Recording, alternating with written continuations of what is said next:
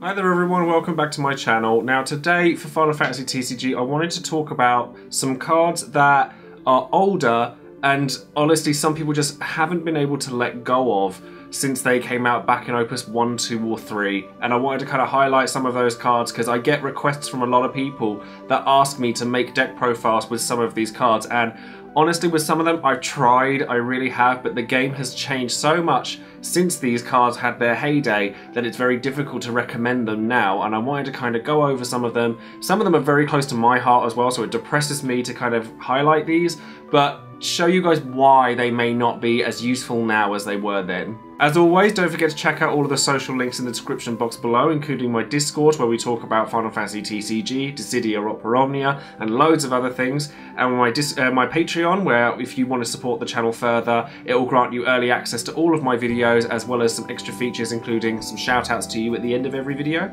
and my Twitch channel where I do lots of different things, mostly Opus and Final Fantasy related things, but you might be surprised at what you see, so don't forget to check all of that out.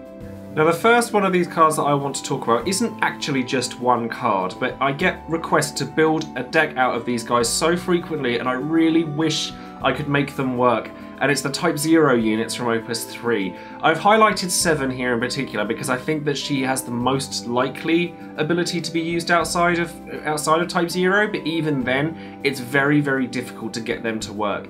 And the reason being is because they just require too many pieces to get going. They're spread across 3 colours.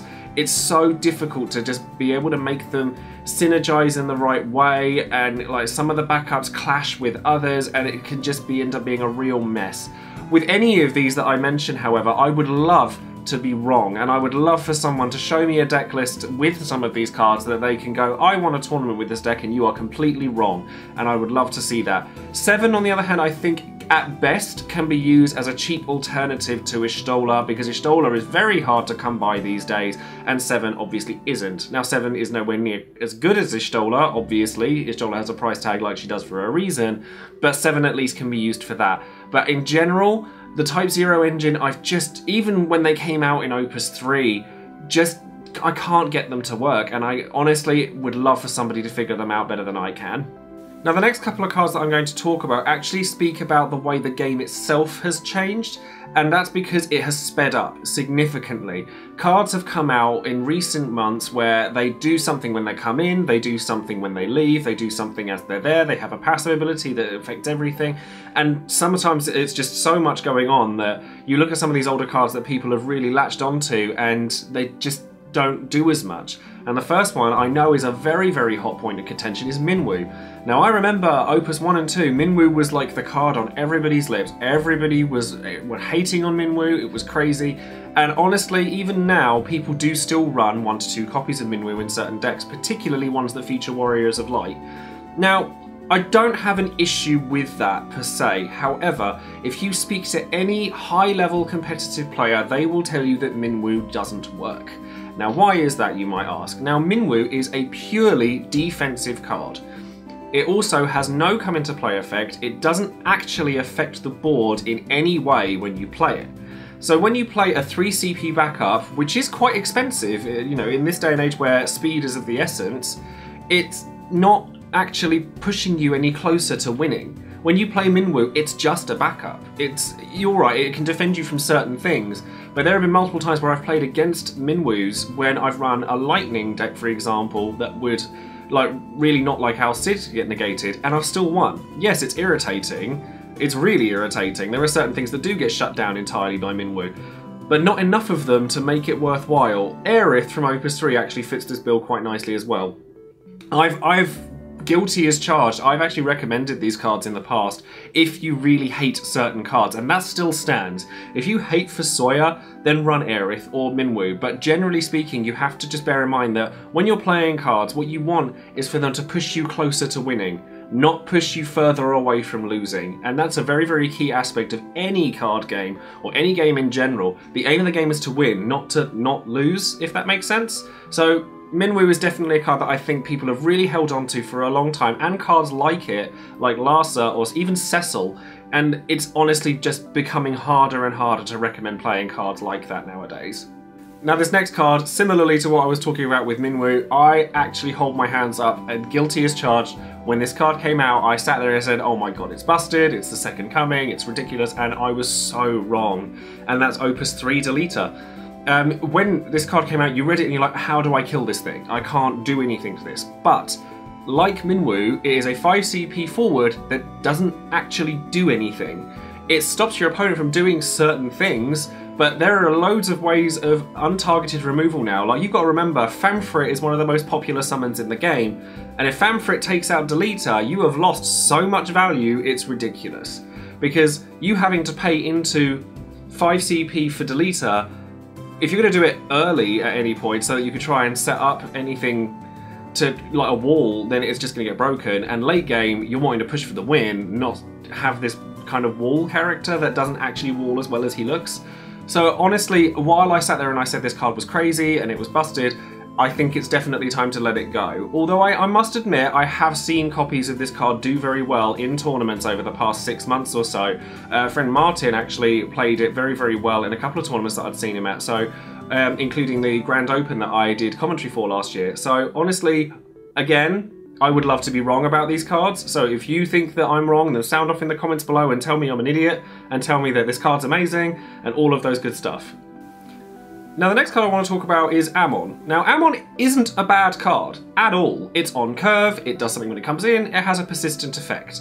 The problem with Aman is the other stuff that's coming out around it, and the fact that it's not fast enough, bizarrely, to actually capitalise on it because it's not doing damage itself. In the card of the week that I spoke of this week, I spoke about Alba, and Alba is a perfect example as to why Aman just isn't quite cutting it anymore. Yes, it does something when it comes in, but you have to already have a board established in order to capitalise on it, which is quite difficult in Lightning because it tends to rely on quite small forwards like Illawa, Onion Knight, Al Cid, etc. Whereas Alba comes in, does her job, and attacks at the same time, kind of like what Lightning did in Opus 1, but strictly superior. And then Aman is kind of just, it's more of a control piece in a deck that doesn't need to be controlling because it has the removal already, and it's not pushing the game forward quickly enough. It can, if it's allowed to live, but because removal is so prevalent in this game, the chance of Aman staying alive is not high. The same could be said of Zemus. However, Zemus is a card that I think does very well because he's a card that if you don't answer him, he will win the game by himself. He will like just accumulate advantage over time, whereas Aman doesn't do that. He is just kind of delaying the inevitable. So I just don't think it's as easy to recommend Aman as it used to be. Now the next one is a card that, honestly, I get so many people ask me, please build a deck with this card again, and it's just never gonna happen. It can't work. And this is Ultimecia from set 1. Now, obviously, I have a very, very strong connection with this card. I love this card. This was my favourite card in the game back in Opus 1 and 2, and it was the card that I used to do very well with. Now, obviously, I know that I haven't played in tournaments for quite some time, and I know that that deck was a bit of an off-the-wall thing back then, and I know that that's the kind of deck that I and everyone else loves, where it's kind of like a hipster pick. No one was expecting it, and yet it came out of the woodwork and did really well. But honestly, Ultimecia is a bad card, being honest. It doesn't actually do anything. It can hinder you as much as it can hurt your opponent.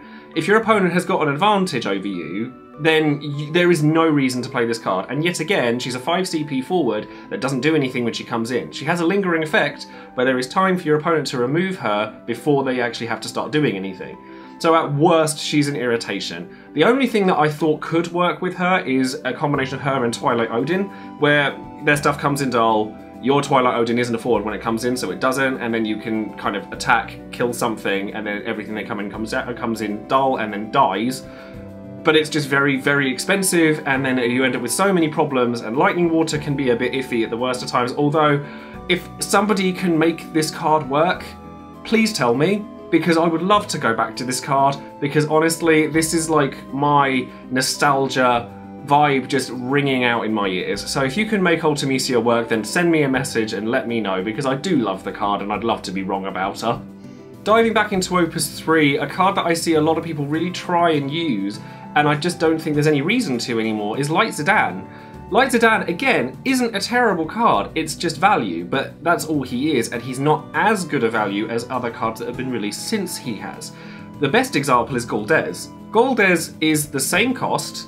He's dark, not light, so there's that slight difference, but that's actually kind of better because you have Counternaut as a searcher for him.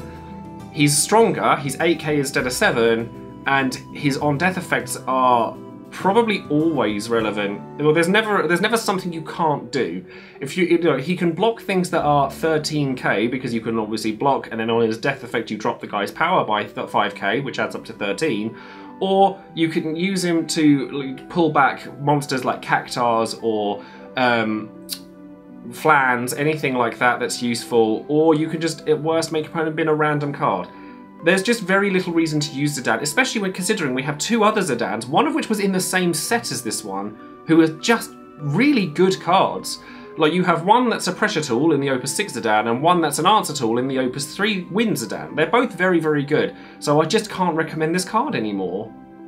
Another card that's very, very good for showing its age more than anything is Laguna. Now, I really love the Squall that goes with this Laguna. I think that he is still very good. But Laguna, the Opus 1 Laguna is just that little bit it just doesn't do enough. And I've seen a lot of decks online where I've seen people try and put them both in because he's the X-Burst and he does actually help the deck go forward.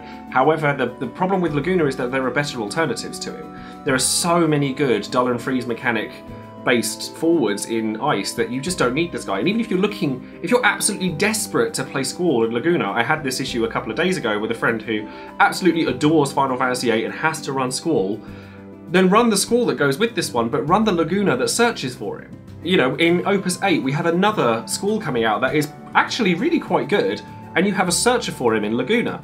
So honestly, the Squall and Lagunas that we currently have are outdated, but the Opus 1 Squall has a use in that if he's the last card you play, there's always that both players discard 2, or you discard 2, I discard 1 mechanic that Sephiroth had and Squall has that will always be somewhat useful. But Laguna just doesn't have that same edge, unfortunately. So if you absolutely must play Laguna because you love the character, play the searching one because it will benefit you that much more.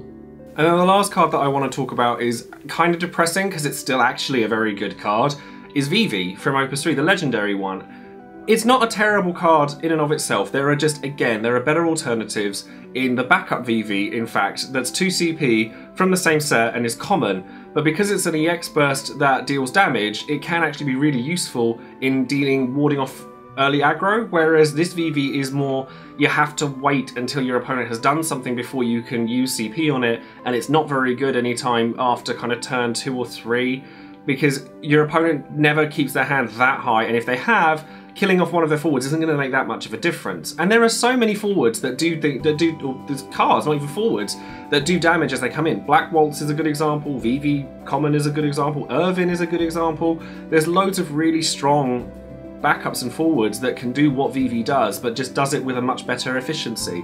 Now again, Vivi isn't a terrible card by any means, and there are searches for him in a deck archetype that doesn't really work in Firewater, because you have Steiner and Ico to search for him, but it's basically just been outclassed, or that search engine in general has been outclassed, and it depresses me to say because it's Final Fantasy IX, and Final Fantasy IX is my favourite. So this isn't really so much a commentary on Vivi himself as the Final Fantasy IX engine as a whole. You know, I've already mentioned Zidane as well, in that you have the searcher forward for a searcher backup, and that's a great combination.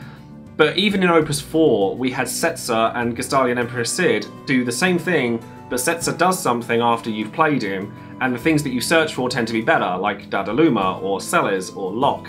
So the Final Fantasy IX engine, I really hope that in Opus 8, we know that there's going to be some Final Fantasy IX in that set. I really hope that there's a reason to play some of this Final Fantasy IX engine again, because, well, I love the game for a start, and it used to be this massively prevalent thing, and now it's just nowhere to be seen. So that's going to be it for this video. Now don't forget that these are all purely opinion based, they're all conjecture. I am not saying that these cards are outwardly bad, just that they're more difficult to recommend than they once were. And honestly, if you guys have made these cards work, then definitely sound off in the comments, let me and everyone who watches these videos know, because I think that there are a lot of unexplored things within the card game still, and I think that it's great to have that kind of hipster pick. That's something I've always really loved doing. I love watching. I'm very much a rooter for the underdog. So if I see a card that I was like, oh, this card's terrible, and then suddenly it does really, really well, that excites me. So please let me know in the comments if you found anything like that. And look forward to all the other videos that I have coming up for FFTCG and Opera Omnia and everything else. And don't forget to subscribe to the channel and check all the social links in the description box. So thank you very much for watching, and I hope to see you all soon. Bye!